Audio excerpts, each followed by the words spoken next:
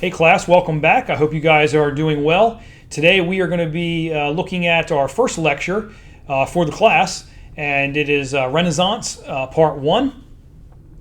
And we are going to be diving in today with the major shifts that take place between the Middle Ages and the Renaissance, and what took place to cause the Renaissance to happen. There's several shifts that we need to look at because it transforms the way Europe basically is going to be formed. For example, when you start looking at the innovations that take place with the printing press, you're going to have literature just exploding all over Europe and England, and the thoughts that are put in print and then read and moved all across Europe. So that's just one example, and we'll talk about that. So we're going to be looking at the major shifts that take place, and then we're going to finish up the PowerPoint today with looking at art. One of the marks of the Renaissance time period is the change in art, and basically the artists who do this art. And that has great significance for me. In fact, we're going to spend the next lecture, we're going to be talking about the artists and art itself. But it's a great significance for me because when I was going for my bachelor's degree, I minored in anthropology. And I was kind of torn between anthropology and art history, because I really like art history. I like the stories behind the paintings that take place and what the symbolism that is in the paintings. And so I had the option to basically go for a minor in art history or anthropology, just based on what my schedule permitted. And it turned out that my schedule permitted anthropology more than art history. But I did take a good number of courses in art history, especially medieval and Renaissance art. And so I really like this time period and explaining out those pieces of artwork that some of them I've seen in person, especially at the Met in New York City. I've never been to the Louvre where the Mona Lisa is, but I've been to the Met and I've seen quite a bit of Renaissance art in person. So it's pretty cool. So we are going to now launch into our first PowerPoint lecture for the Renaissance. Okay, class, we're going to begin our lecture series here on the Renaissance. We'll have 2 PowerPoints on the Renaissance in this session and the next session. And we're going to begin our lectures for World History 2 with the Renaissance, Part 1. The Renaissance, what do you think of when you hear the word Renaissance?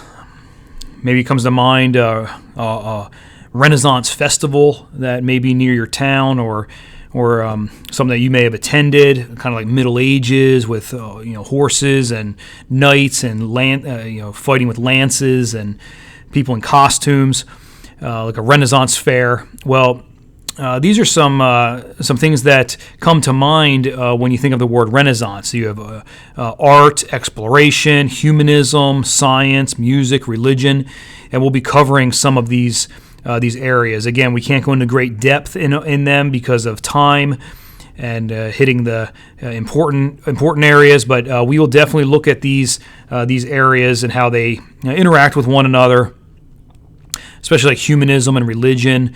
That humanism is kind of like a worldview aspect, so that affects religion.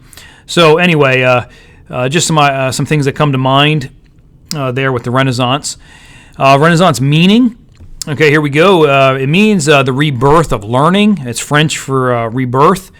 And basically it was rediscovering the Greek and Roman arts and knowledge again. The Middle Ages was a time period of stagnation.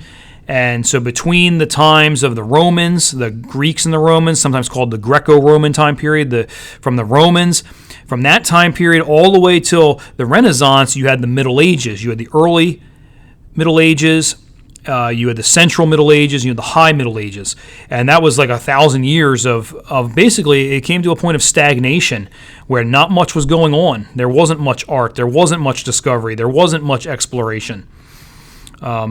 And so we come to this time period of the Renaissance, and it's Europe, the time period, 15th to the 16th century, so 1400s to 1500s. Definition: a period in European civilization immediately following the Middle Ages and conventionally held to have been characterized by a surge of interest in classical scholarship and values. So again, going back to that classical time period, the Romans and the Greeks, going back to that time period and a surge of interest in that. And what takes place is we have some major shifts that take place, shifting out of the thought of the Middle Ages and into this new type of thinking. And we will be going through these 6 shifts here in the coming slides, so basically the rest of the PowerPoint. And we see these 6 shifts there on the screen. You will need to know these for the exam.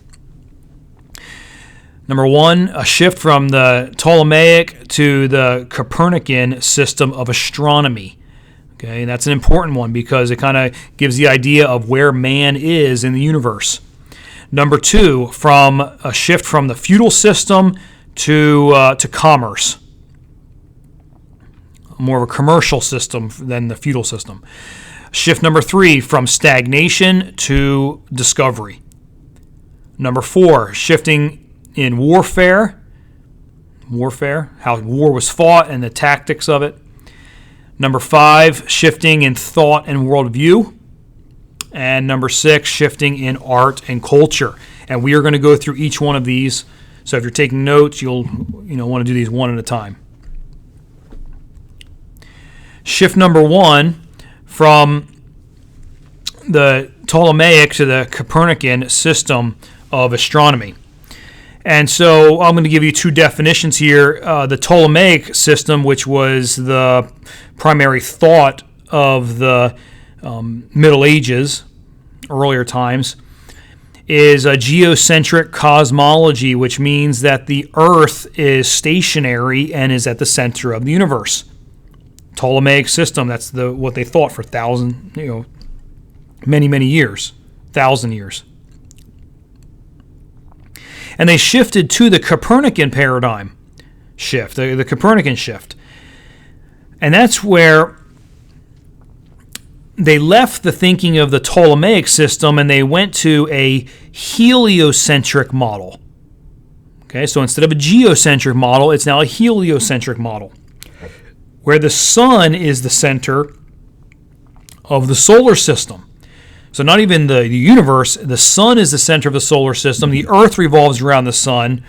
And then the solar system itself is within the universe. Okay, so there was this shift in this thinking. And that had great implication because before it was the earth was the center and now it's the sun is the center. So man begins to think about where they are in the universe, and the planets and the revolutions of the planet, and does that mean that the Earth is round? That type of an idea. So we see a picture here, the Ptolemaic system on the left, the Earth with the sun and the planets revolving around it, and it shifted to the Copernican system, where over here you have the sun at the center and the planets going around the sun. And they believed at first that the planets had just a circular motion around the sun like that, even like just concentric circles. So obviously that's not how it was. The planets have different types of paths around the sun. Some of them are very large ovals. Some of the here it kind of makes it look like it's all on the same plane. The planets are not on the same plane. Some of them are off kilter. So this is just a shift in thought. Okay, number 2 is a shift from the feudal system to commerce, or the commercial system. And what happens is that we begin to have a decline in the feudal system, mainly because of the plagues, the Black Death, the Great Plagues, bubonic plague. They decimated the populations of Europe and of England, and many people were leaving the farms and going on to the cities. And during the Renaissance time period and continuing on, you have many people going into cities and growing, and the cities growing. And what happens is, instead of a person basically working the fields, they're now in the city, and they began to develop some skills and some trades. Maybe a family becomes bakers, and they begin a bakery, and they're providing bread, and that family is making money now for the family in the city. Or a blacksmith is now in the city, and he's working the trade and making money as a blacksmith. And there's now commerce is developing within the cities, compared to the feudal system, where someone would basically be working the land, have no money, everything would go to the Lord. The Lord would be the one with the money, and the person, the serf, the peasant, had no way of progressing. Well, in commerce, you can progress. And so with the growth of commerce and the growth of invention and the application of inventions, things improved for people. And the lower classes began to have money, and commerce thrived. And obviously the implication is that the feudal system fell apart. Shift number 3, from stagnation to discovery. Okay, scholars think, the scholars of that day thought, however, it was primarily a time of revival of the classical learning and wisdom. Again, going back to that pre-medieval thought with the Greco-Roman time period, and philosophy and thinking and rationale. It kind of broke out of the Middle Ages. So they were no longer in this time of stagnation. The events of the events at the end of the Middle Ages, particularly beginning in the 12th century, set in motion a series of social, political, and intellectual transformations that culminated in the Renaissance. Just a big mouthful to say that they broke out of the Middle Ages. An example of going from stagnation to discovery is the printing press, 1439. Johannes Gutenberg's printing press. He was German. Now, before the printing press was developed here, it was a movable type printing press. Before that, if you wanted to print a book, you would have to carve one page in a block of wood in reverse, because it would have to be stamped basically on the paper. So they would carve the block of wood, they would put ink all over the block of wood, they would press the block of wood against a piece of paper, and you had your first page. And then you can continue that process to have a bunch of page number 1. For page number 2, you would have to carve a second page out of the block of wood and in reverse, and everything would have to be perfect, and then stamp that and create a bunch of page number 2s and put them together, and you make a book. Well, movable type made that process a lot faster. Instead of having to carve a block of wood for the one page, you could move individual letters. So the individual letters would be typed on a tiny block of wood, move that all around and put it in the order you wanted for your words, and then ink that and then press it, and you would have one page. And basically, it revolutionized printing and made mass production. The Gutenberg Bible is very famous, 1455, produced many of these Bibles. It was 2 columns on a page, 42 lines each. So you could put the Bible in one volume, print it very fast, and put it into people's hands. Before, basically, the church would have the Bible, and it would be handwritten from a scribe, usually in a monastery. They would copyists would copy the Bible, and it would basically be for the church. Well, this the Gutenberg Bible, it was put into people's hands in their language, and they could read it, study it. It just revolutionized things. Well, the movable type printing press revolutionized science, education, the Enlightenment. The thoughts of the Enlightenment were then spread because of writing and then putting in print. The economy. Just it revolutionized life. That's basically what took place.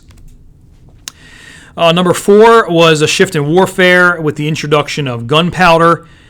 Kingdoms could not defend against cannons and firearms. So basically knights who would fight on horseback with swords or lances were soon replaced by foot soldiers with firearms or cannon. The days of knights going against one another or just foot soldiers with hand weapons, swords and spears, lances, that was replaced because the firearms just would decimate a group of people with swords. Castles were no longer the safe refuge. Before, if an enemy was coming against you, the people would then retreat into the castle, pull up the drawbridge, and hide in the castle till it was safe to come out. Well, castles were no longer safe. Even though they still used siege warfare with cannons, if they wanted to break the siege, they would just bombard the castle with cannons. The castles could not withstand the hits of a cannonball, and they would reduce the castle to rubble. So basically, castles were no longer the safe place. Naval warfare changed. They put cannons on ships, and that meant that naval tactics had to change. And basically, during this time period with naval warfare in the Renaissance, ships would come along one another, and they would be right next to each other with their cannons and just start bombarding each other, destroying their ships. And whoever didn't sink was the winner. So naval warfare and tactics. And then also there was a shift in fortifications. Changed around 1500. You began to see forts being built called the Polygonal fort.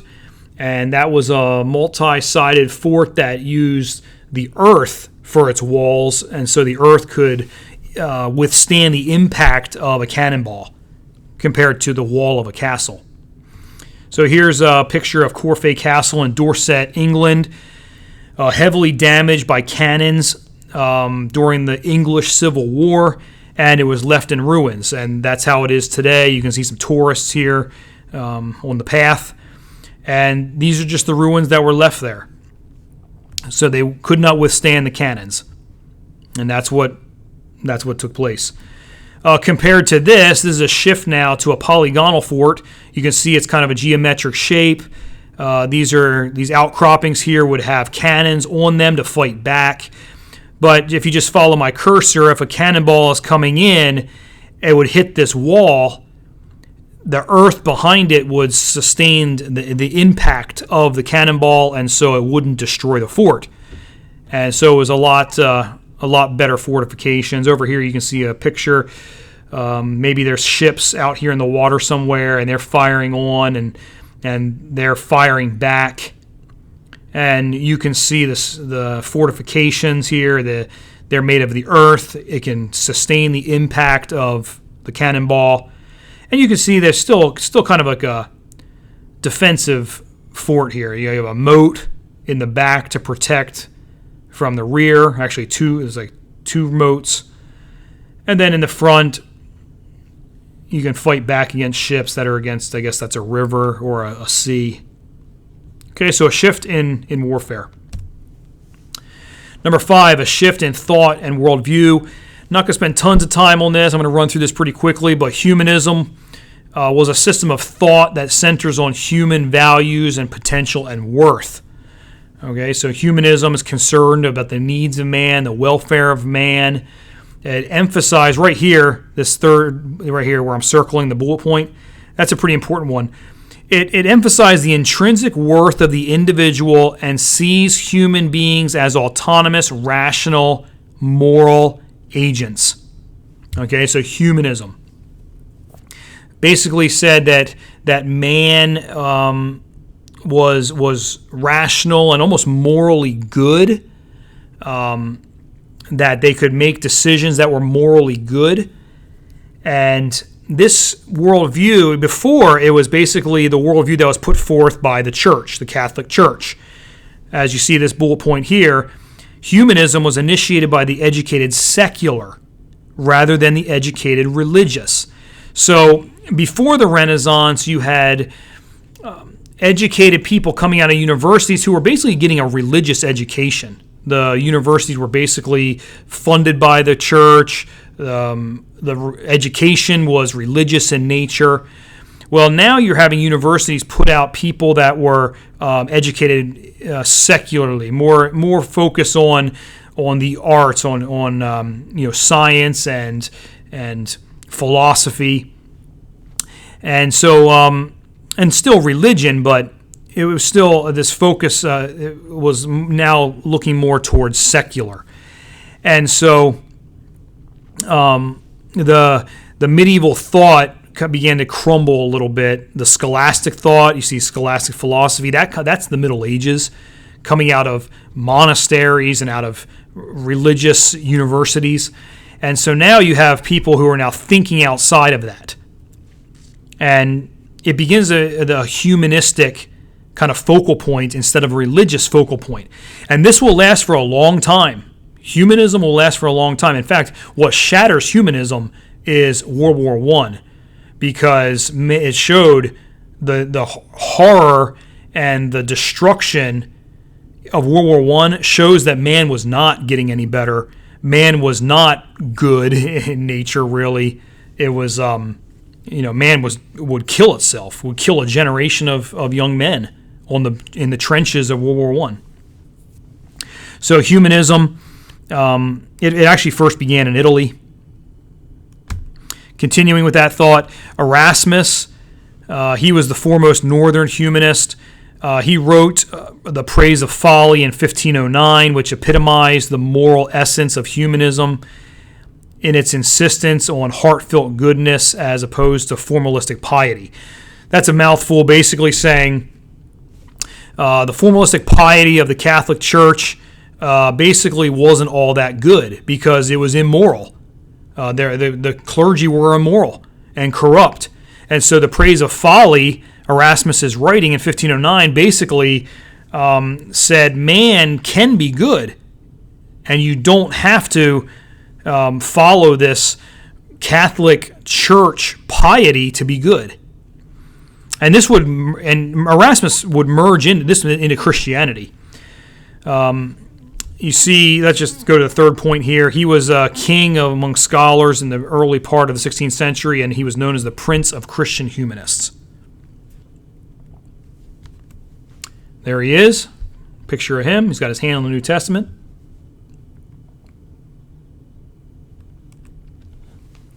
Continuing on, Erasmus sought to revive the spirit of classical and Christian antiquities and make them a reforming power in the church. So Erasmus wanted the church to be cleaned up, but he was kind of bringing in this classical thought, philosophical thought into it. Johann Froben enlisted Erasmus to translate the New Testament. That's what was in that picture. His hand, that's his New Testament there that his hand is on. And he wrote it in 6 months. Translated in 6 months. It was a rushed job, had over 400 errors in it, had to be revised in 1522 to a second translation of it. And Martin Luther actually used that second translation, Erasmus's second translation, to translate the Bible into German, because Martin Luther translated the Bible into German. So the last bullet point there, Erasmus revised it a third time several years later, and this version became the basis for the Textus Receptus. Probably because it was produced first and cost less and was small, it became the standard for the text for several hundred years. The Textus Receptus became the standard for the translations basically that we have today. Okay. Continuing on, two major works by Erasmus. We see The Praise of Folly, which I had mentioned, 1509. It was printed in 1511. Okay, so The Praise of Folly was a satire of the Roman Catholic Church superstitions. That's spelled wrong. Sorry, typo there. Superstitions. Rituals and abuses. So he basically made fun of the Catholic Church. And it was written to amuse his friend, Sir Thomas More. And Sir Thomas More was very influential. He was Lord Chancellor for Henry VIII in England. Okay? So he wrote it to amuse his friend, and basically what it is, Folly is the main character. And she stands in front of a crowd while wearing a fool's costume. Okay? Like a jester almost. She's wearing this fool's costume, and she's praising her own virtues and her own merits. Okay? So, the praise of folly, it's just basically someone that is praising themselves, and it's supposed to be a focus on the Catholic Church praising themselves, but they're fools because they're standing on superstition and rituals and basically the abuses that they do. The second book that Erasmus wrote, 1514, is Julius Exclusive from Heaven. And basically it's the Pope trying to get into heaven, but he's not allowed in. It's a story about Pope Julius meeting Peter at the gates of heaven. And the Pope demands entrance based on his works and his reputation, and he even threatens Peter. But it's based on this, and it's a comedy. It's comical because a debate ensues as the Pope is explaining himself and his achievements on earth. But the thing is that as he's explaining himself, he shows how corrupt he really is. Peter is horrified at the Pope and the state of the papacy, and he refuses the Pope's entrance to heaven. Okay, so that's a big deal. I mean, the Pope is supposed to be the mediator for the Catholic Church, the mediator between man and Jesus Christ. And so now, in this writing, Erasmus is saying the Pope isn't even worthy to get into heaven because of what he's doing.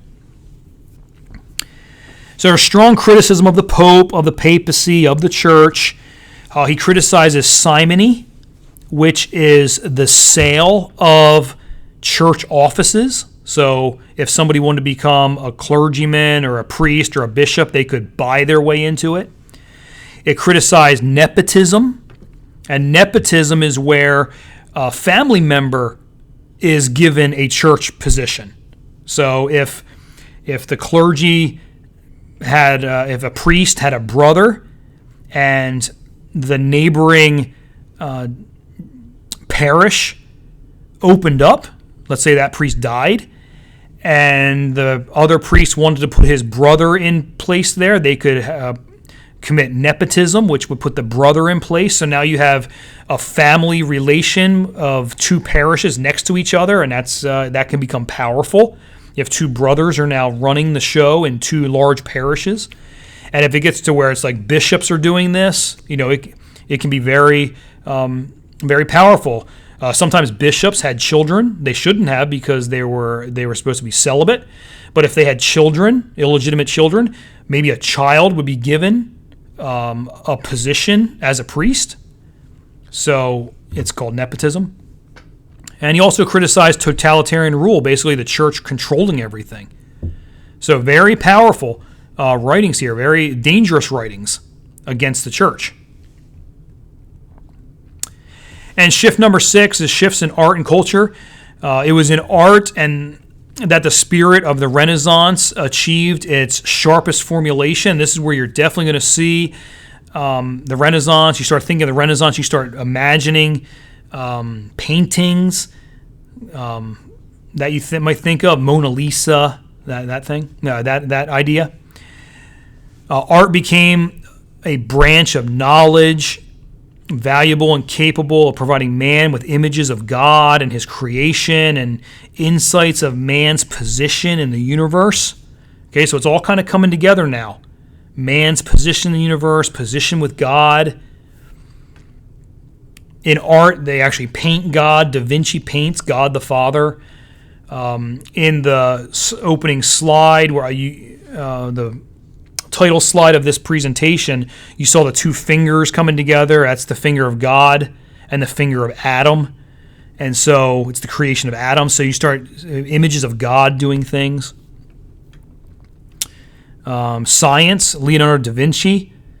He explored nature and science, and he recorded discoveries, especially the human body. Da Vinci is the one that really starts kind of sketching the human body and interior parts of the human body, a baby in the womb, which, by the way, the baby in the womb, as Da Vinci drew it, was very accurate.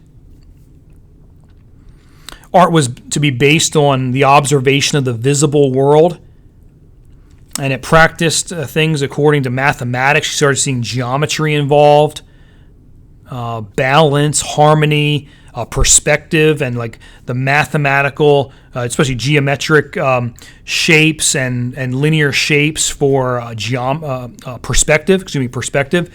So where there's backgrounds to the artwork, it's not so flat, but it kind of like there's depth to it, and you can kind of see the picture, kind of the painting, kind of going back into the scenery.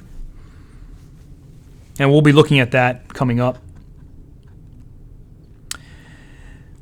Okay, so as I said there, just continuing that with shifts in art and culture, note there's more art in the next lecture. We're going to be looking at these artists, the trinity of great masters of high Renaissance art. This is who we're going to be looking at. Leonardo da Vinci, Michelangelo, and Raphael. Obviously, the Teenage Mutant Ninja Turtles are named after them. But we are going to be looking at these three guys in detail. Da Vinci was the ultimate Renaissance man because if you think Renaissance, you think Da Vinci. Okay, think that. Put that in your mind. You think Renaissance, you think Da Vinci. Ultimate Renaissance man because he was involved in many fields of study, which we're going to talk about, many fields of study in the Renaissance. Michelangelo, he had vast projects, drew inspiration from the human body. And then also Raphael, harmony, beauty, serenity. You can start seeing that in his artwork. You see their dates here. They're all contemporaries with one another. They all lived during one another's lifetime.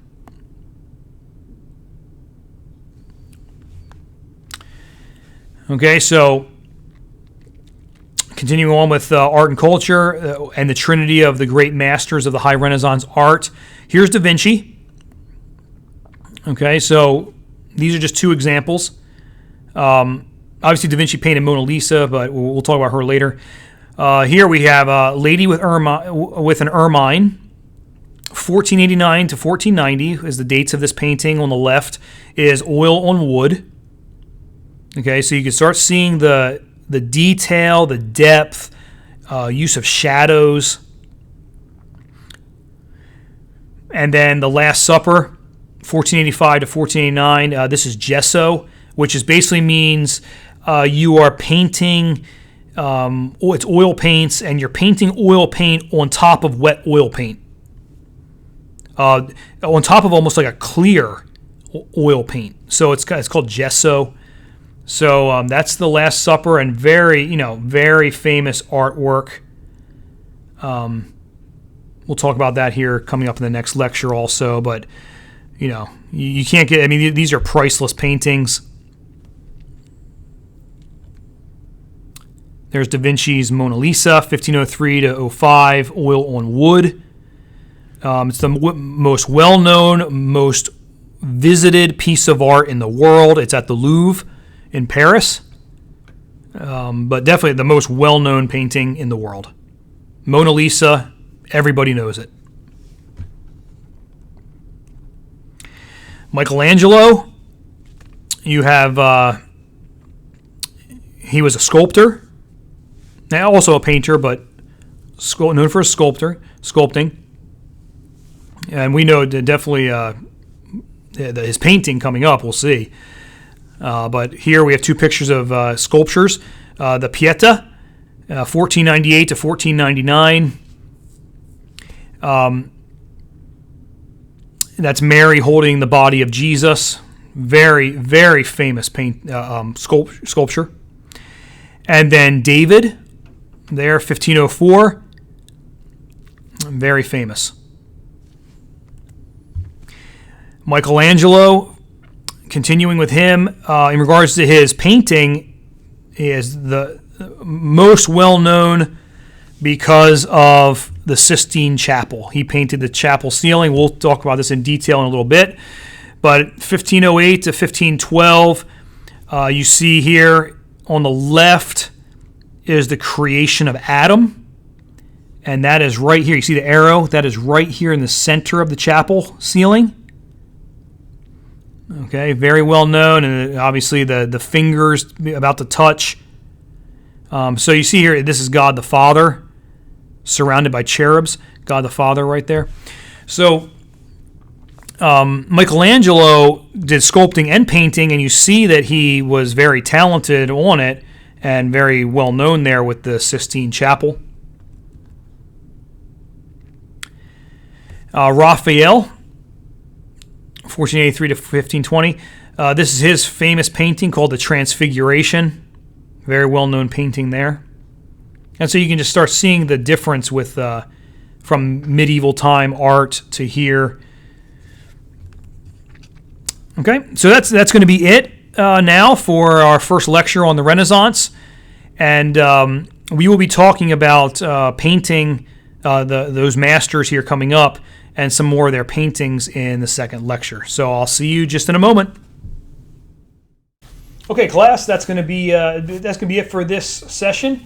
We got a good start, a good jump on it.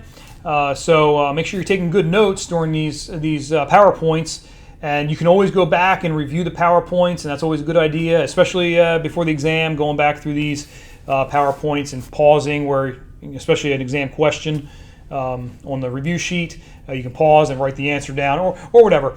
Also, I wanted to make a note. Make sure you stay up on the reading. Okay, here's our textbook. Make sure you stay up on the reading in the textbook this week here, so you don't fall behind. Next time, we're going to be jumping into a look at the Renaissance artists and looking at some of their paintings and what impact that they had on their culture and on science and things like that. So other than that, I hope you guys have a great day. We'll see you next time.